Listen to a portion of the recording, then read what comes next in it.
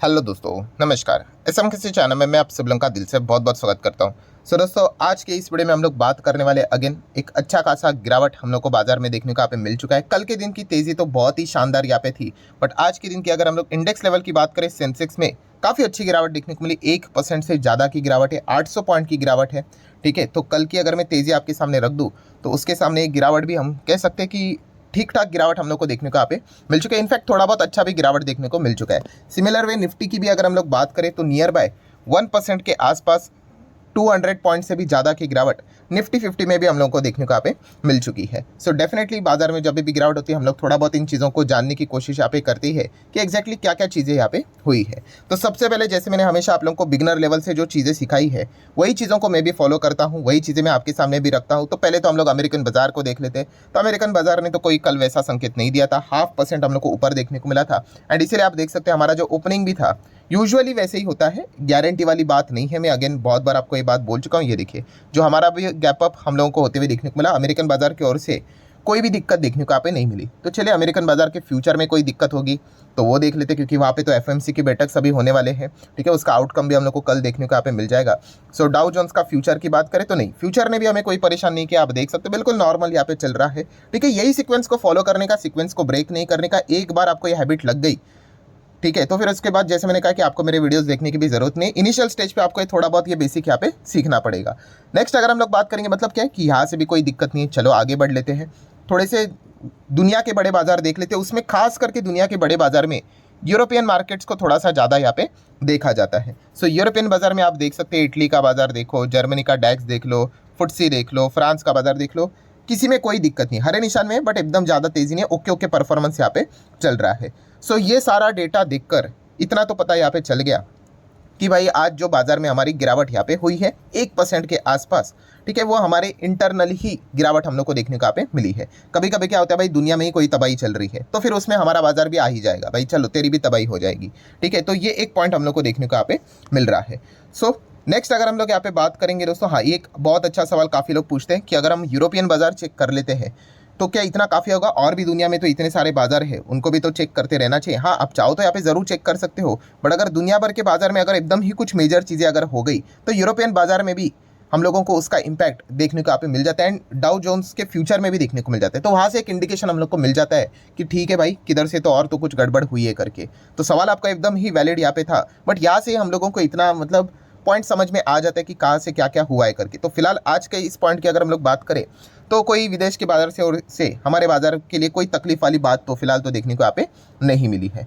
Next अगर हम लोग यहाँ पे बात करेंगे तो हमारे कुछ इंटरनल पॉइंट्स, जैसे कि कल के दिन हम लोगों ने आखिरी वीडियो में कवर किया था कि एचडीएफसी बैंक का जो यहाँ पे चेक कर लेना, एचडीएफसी बैंक की 55 रुपये नहीं है, यहाँ पे न्यूयॉर्क स्टॉक एक्सचेंज और यहाँ पे लिखा हुआ रहता है करेंसी कौन सा, अमेरिकन डॉलर की यहाँ पे बात हो रही है। तो 2-2.25% डाउन देखने को मिला था। ठीक है, एंड एचडीएफसी बैंक फिलहाल तो आपको पता ही है थोड़ा ज़्यादा फोकस में रहते हुए देखने को मिल रहा है। एंड ये अकेला इतना पावरफुल है जो कि पूरे इंडेक्स को ऊपर नीचे यहाँ पे करवा सकता है बिकॉज ऑफ मर्जर जो हुआ है ना, इसके बाद एचडीएफसी बैंक का वेटेज काफ़ी बढ़ चुका है, डायरेक्टली निफ्टी के ऊपर भी एंड इनडायरेक्टली तो पहले भी बैंक निफ्टी में इसमें पावर थी ही थी। तो आज के दिन की बात करें तो एचडीएफसी बैंक को भी अगर हम चेक करेंगे तो ठीक है, 0.5% ही गिरा है, इतना कोई ज़बरदस्त क्रैश यहाँ पे नहीं हुआ है जो कि आप देख सकते हैं। बट शुरुआत से जो प्रेशर क्रिएट यहाँ पे किया था तो वो लगातार प्रेशर यहाँ पे बन ही रहा था। बट एचडीएफसी बैंक का चार्ट पैटर्न देख के ये तो पता चलता है कि भाई एचडीएफसी बैंक तो आज के दिन का मैन ऑफ द मैच नहीं बनेगा, क्योंकि जिस प्रकार से गिरावट देखने को मिले कुछ और रीजंस हम लोग को जरूर देखने को मिल रहे हैं। सो एचडीएफसी बैंक ओके ओके गिरा है तो ठीक है, तो बैंक निफ्टी भी कुछ इसी डायरेक्शन में रहता है, फाइनेंशियल सर्विसेज भी उसी डायरेक्शन में, थोड़ा सा फाइनेंशियल सर्विसेज में ज़्यादा गिरावट है, उसके ऊपर हम लोग थोड़ी देर बाद आएंगे। सो निफ्टी 50 में भी हम लोग को उसी प्रकार की गिरावट देखने को यहाँ पे मिली है। फाइन, देन दोस्तों सेकंड हम लोग यूजुअली जाते हैं किसके ऊपर, तो हमारे शेयर बाजार के एक और बड़ा तगड़ा कंपनी जो पहले नंबर पे हुआ करता था, ये तो मर्जर के बाद एचडीएफसी बैंक हम लोग को नंबर 1 वेटेज देखने को यहाँ पे मिल रहा है, तो रिलायंस इंडस्ट्री। तो रिलायंस में आज अच्छी खासी गिरावट देखने को मिली है। कितना, लगभग आप कह सकते हैं 2.25% के आसपास ही गिरावट देखने को यहाँ पे मिल रही है। ये एक बहुत ही अच्छा खासा हम कह सकते हैं बेयर वालों के लिए अच्छी न्यूज़ देखने को मिली कि भाई रिलायंस जब भी इस प्रकार से गिरावट दिखा देता है, एचडीएफसी बैंक भी सपोर्ट नहीं कर रहा है, तो चलिए थोड़ा सा बाजार को नीचे खींच लिया जाए। एंड यही पॉइंट हम लोग को आज के दिन देखने को मिला। कल के दिन रिलायंस ने तो भाई बहुत ही धूम धड़ाकेदार तेजी दिखाई थी। ऐसा नज़ारा तो साल में कभी एक बार, 2 साल में कभी एक बार हम लोग को देखने को मिल जाता है। तो इसलिए कल का नज़ारा भी हम लोगों ने देखा था, निफ्टी में भी ज़बरदस्त तेजी थी, ऑलमोस्ट 400 पॉइंट्स की हम लोग को तेजी देखने को मिली थी। ठीक है, तो रिलायंस में आज के दिन हम लोग को अच्छी खासी गिरावट देखने को यहाँ पे मिली है। ठीक है, तो इसी चीज़ के चलते इंडेक्स लेवल पे भी वो हम लोग को प्रेशर आते हुए देखने को मिल जाता है। ठीक है, ये अभी तक की नॉर्मल कहानी है। देन अगर हम लोग यहाँ पे बात करेंगे दोस्तों, तो असली यहाँ पे एक पॉइंट को हम लोग नोट करेंगे जो कि काफ़ी लोगों को पता भी है, Bajaj finance. Yes, Bajaj finance के नंबर कल देखने को मिले थे एंड वो नंबर बाजार के बहुत सारे बड़े प्लेयर्स को पसंद नहीं आए। 5.5% के आसपास तगड़ी गिरावट देखने को मिली एंड बजाज फाइनेंस कोई एरा गैरा नत्तू गैरा स्टॉक नहीं है। फाइनेंस एनबीएफसी में लीडर है, ये नंबर 1 स्टॉक है। ठीक है, तो उसके नंबर्स बाकी एनबीएफसी के लिए मतलब डराने वाले नंबर होते हैं, आप ऐसा भी कह सकते हो। ठीक है, तो आप देख सकते हैं 5% की गिरावट एंड शुरुआत से ही हैमरिंग स्टार्ट हुई थी।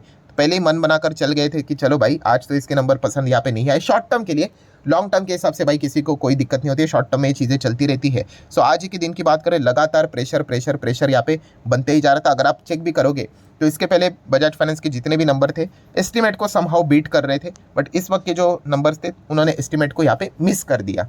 तो ये एस्टिमेट का जो खेल होता है वो शॉर्ट टर्म का ही होता है। लॉन्ग टर्म का खेल तो हमेशा आपको प्रॉफिट ही देगा, ये आपको पता होना चाहिए, अगर वो कंपनी फंडामेंटली स्ट्रांग है तो, अच्छी है तो।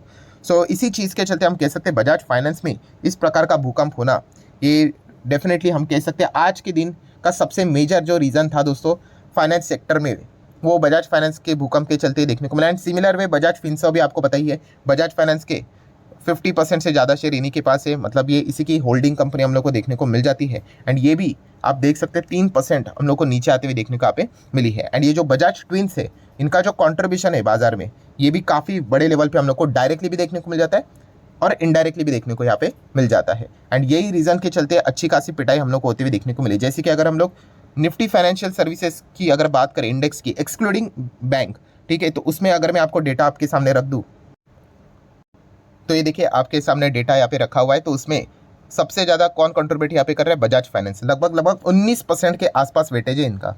ठीक है, फाइनेंस से रिलेटेड। एंड देन फिनसर्व की बात करें, सेकंड नंबर पे वही है, लगभग 8.5%। इन दोनों को अगर आप लोग जोड़ लो तो कितना होता है, 27-28% तक हम लोग को ये यहाँ पे फाइनेंस सेगमेंट में एक्सक्लूडिंग बैंक यहाँ पे इनका वेटेज कितना ज़्यादा है आप अंदाज़ा लगा सकते हो। और उसके बाद के अगर आप प्लेयर्स देखोगे तो इनका वेटेज कितना कम है, मतलब 3-3, 4-4 कंपनियां अगर जोड़ा कर चलोगे तो भी वो बजाज फाइनेंस के मुकाबले हम लोग को कम नज़र यहाँ पे आ जाती है। तो इसीलिए बजाज ट्विंस में भी जब एकदम ही ज़बरदस्त हम लोग को इस प्रकार का कुछ माहौल बनते हुए देखने को मिल जाता है। एंड ऊपर से अगर हम कहें तो एचडीएफसी बैंक ने भी कुछ खास सपोर्ट नहीं दिया एंड रिलायंस ने भी कुछ खास सपोर्ट नहीं दिया। तो इन सभी को कलेक्टिवली अगर हम लोग देखें तो इंडेक्स लेवल पे वो इंपैक्ट हम लोग को देखने को यहाँ पे मिला है। हाँ, अगर एचडीएफसी बैंक, रिलायंस थोड़ा बहुत अगर सपोर्ट कर देते या फिर आईटी इंडेक्स थोड़ा बहुत सपोर्ट अगर कर देता बड़े स्तर के ऊपर, तो हम जरूर यहाँ पे कह सकते थे कि ये गिरावट सिर्फ उन्हीं स्टॉक तक सीमित यहाँ पे रहती, इंडेक्स लेवल पे उसका इतना ज़्यादा इंपैक्ट हम लोग को देखने को नहीं मिलता।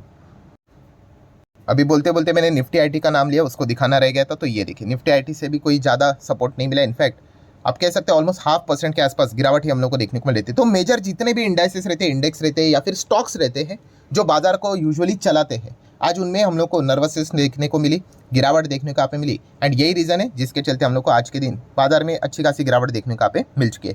देन अगर हम लोग निफ्टी फिन की अगर हम लोग यहाँ पे बात करें, ठीक है, तो उसका वेटेज अगर आप देखोगे तो ऑब्वियसली एचडीएफसी बैंक तो टॉप लेवल पे देखने को यहाँ पे मिल जाते हैं, बाकी बैंक्स भी आ जाते हैं। एंड उसी के साथ साथ अगर आप नीचे भी जाओगे तो एनबीएफसी में आपको बजाज फाइनेंस एंड बजाज फिनसर्व ही ये ट्विंस देखने को यहाँ पे मिल जाते हैं। सो ओवरऑल कंक्लूजन यही बनता है दोस्तों कि आज के दिन अगर आप यहाँ पे बोलोगे ना कि मैन ऑफ द मैच अगर किसी को यहाँ पे देना है तो सबसे पहले आप बजाज ट्विंस को ही दे सकते हो। इन्हीं के कारण हम लोग को बाकी एनबीएफसी में भी एक नर्वसनेस देखने को यहाँ पे मिल चुका है। सेकंड रैंकिंग अगर देना है तो रिलायंस इंडस्ट्री को दे सकते हो। तीसरा एचडीएफसी बैंक तो इतना कुछ खास नहीं, 0.5% इतना तो चलता है भाई ऊपर नीचे, तो इससे कोई हम लोग यहाँ पे कोई बड़ा रीज़न यहाँ पे नहीं कहेंगे। सो इन सभी चीज़ों को अगर हम लोग कलेक्टिवली जोड़कर देखें तो आज के दिन एक अच्छा खासा प्रेशर हम लोग को बनते हुए देखने को यहाँ पे मिला है। इन्हीं के भीतर दोस्तों मार्केट यहाँ पे घूमता है। ठीक है, बाकी के जितने भी स्टॉक्स यहाँ पे रहते हैं ना, वो कितना भी ऊपर जाए कितना भी नीचे जाए वो इंडेक्स लेवल पे इंपैक्ट नहीं करवाते हैं। ठीक है, जिसका सबसे ज़्यादा यहाँ पे वेटेज रहेगा, ठीक है, उसी में हम लोग को ज़्यादा हलचलें होती हुई देखने को यहाँ पे मिलेगी। ठीक है, इसका मैंने बेस्ट एग्जांपल दिया था इलेक्शन का भी। इलेक्शन में भी देखा गया तो हर एक स्टेट इंपॉर्टेंट है, ठीक है, बट कुछ स्टेट ऐसे हैं वहाँ पे अगर आप चेक करोगे तो सीटें काफ़ी ज़्यादा है, काफ़ी ज़्यादा। जैसे कि उत्तर प्रदेश की बात करें, देन बिहार की बात करें, महाराष्ट्र की बात करें, राजस्थान एमपी की बात करें, कर्नाटका की अगर हम लोग बात करें, और भी है स्टेट्स, बट बताने का मकसद क्या है कि हाँ ये कुछ ऐसे स्टेट है जहाँ पे सबसे ज़्यादा वेटेज होता है। तो वहाँ पे अगर कौन जीतता है आता है तो उस हिसाब से पूरा इम्पैक्ट आ जाएगा। वैसे ही निफ्टी 50 की भी अगर हम लोग बात करें, कुछ लिमिटेड स्टॉक्स, कुछ लिमिटेड सेक्टर ही देखने को मिल जाते हैं, वहाँ पे अगर कुछ बड़ा इंपैक्ट आता है तो एंटायर निफ्टी के ऊपर उसका इंपैक्ट लेकर यहाँ पे आ जाता है। ठीक है, कल के दिन तो एकदम out of syllabus oil and gas वाले ने भी रफ्तार यहाँ पे पकड़ी थी। ठीक है, वो कभी कभार ही यहाँ पे हो जाता है। सो आज के दिन का ओवरऑल जितना भी यहाँ पे रीजन था कि क्यों बाजार में यहाँ पे प्रेशर बना, वो आपके सामने यहाँ पे रख दिया। ये सारी चीजें चलती रहती है, इसमें कोई बड़ी बात नहीं है, बट थोड़ी सी जानकारी हम लोगों के पास यहाँ पे होनी चाहिए। एज ए इन्वेस्टर हम लोग को इससे कोई भी फर्क यहाँ पे नहीं पड़ता है, बट हाँ, जैसे मैंने कहा कि इन्फॉर्मेशन पता होनी चाहिए बिगनर लेवल पे। एक बार आप मार्केट में यूज टू हो जाओगे तो उसके बाद आप तो इन चीज़ों को देखना भी छोड़ दोगे, क्योंकि आपको पता है इससे कुछ होना जाना है नहीं। सो आशा करता है दोस्तों तो वीडियो हेल्पफुल लगा होगा, तो चाहो तो आप इसको जरूर like as well as share भी आप कर सकते हो। मिलते हैं नेक्स्ट वीडियो में, तब तक के लिए बाय बाय।